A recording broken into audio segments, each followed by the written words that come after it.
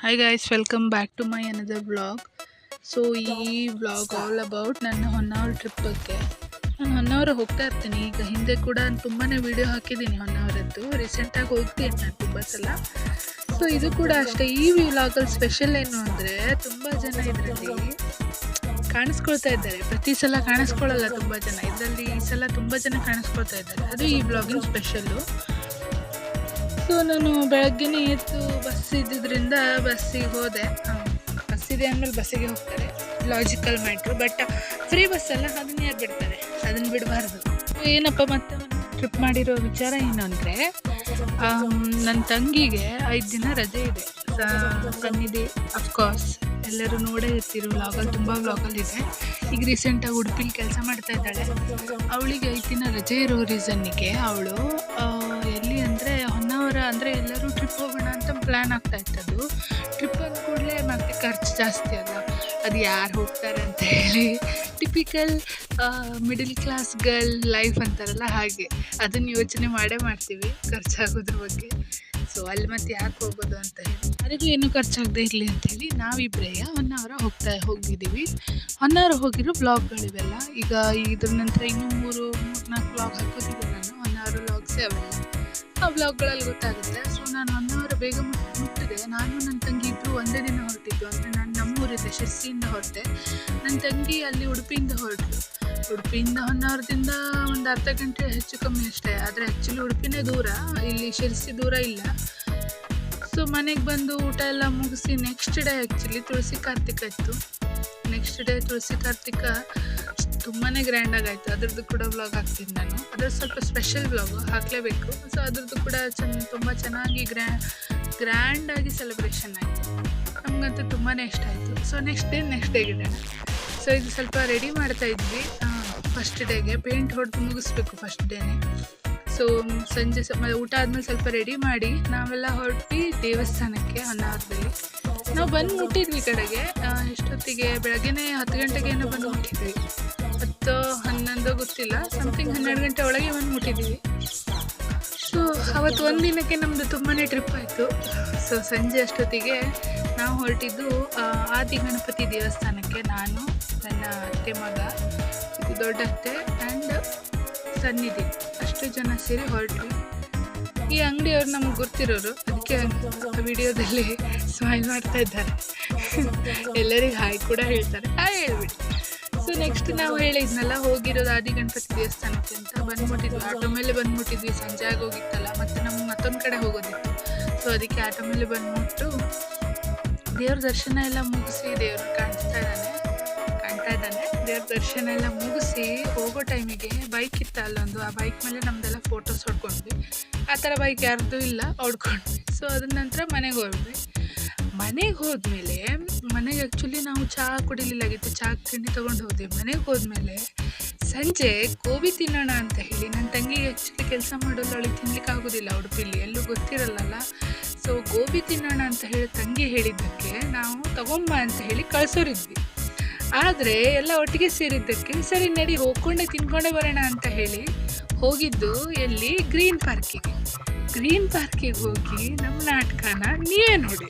ಇದರಲ್ಲಿ ಆ ನಾಟಕ ಆ್ಯಕ್ಚುಲಿ ಮುಂದೆ ನೋಡ್ಲಿಕ್ಕೆ ಸಿಗುತ್ತೆ. ಬಟ್ ನಾವು ಆರ್ಡ್ರ್ ಮಾಡಿದ್ದು gobi and pizza, sprite, local sprites ಇರ್ತಾವಲ್ಲ ಅವು, ಸ್ಪ್ರೈಟ್ 4 ಆರ್ಡ್ರ್ ಮಾಡಿದ್ವಿ.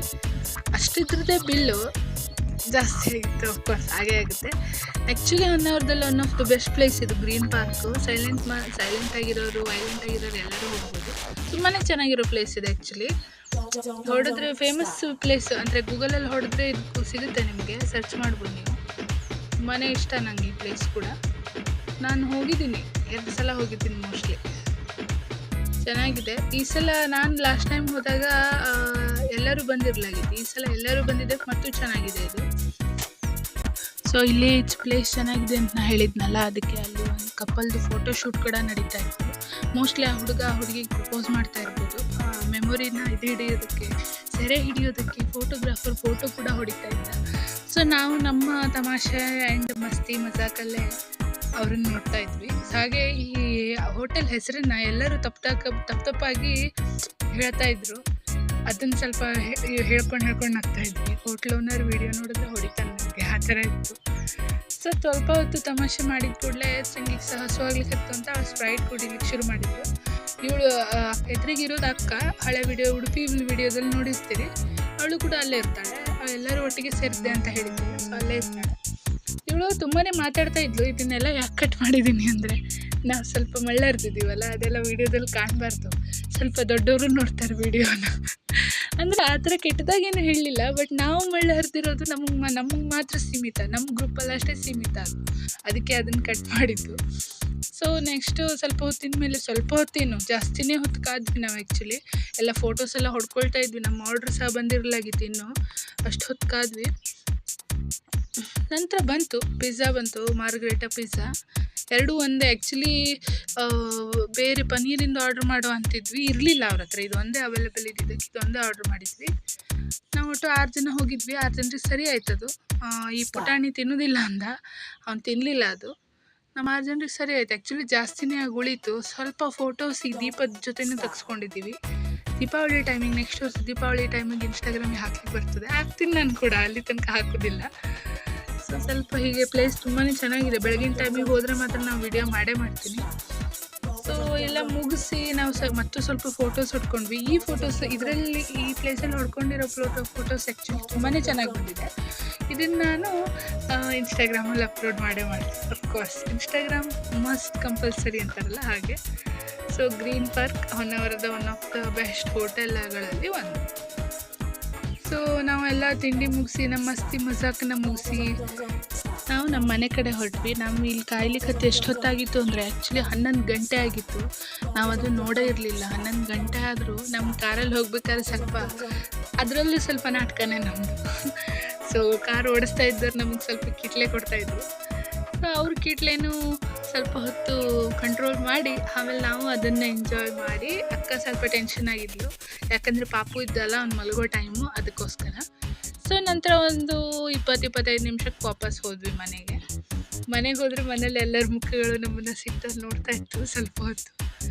ಆಮೇಲೆ ಎಲ್ಲರೂ ಸರಿ ಆದರು. ನೆಕ್ಸ್ಟ್ ಡೇ ಎಲ್ಲರೂ ಸರಿ ಆದರು ಆ್ಯಸ್ ಇಟ್ ಈಸ್. ಬಟ್ ಆವತ್ತಿನ ದಿನ ನಾವು ಹೋಗಿದ್ದ ದಿನ ಅಂತ ನಮಗೆ ತುಂಬಾ ಮೆಮೊರೇಬಲ್. ಸೊ ನಾರ್ಮಲ್ ವ್ಲಾಗು ನೋಡೋರಿಗೇನು ಸ್ಪೆಷಲ್ ಇಲ್ಲ ಅಂತಲೇ ಅನಿಸುತ್ತೆ, ಬಟ್ ನಮಗೆ ಸ್ಪೆಷಲ್ಲೇ.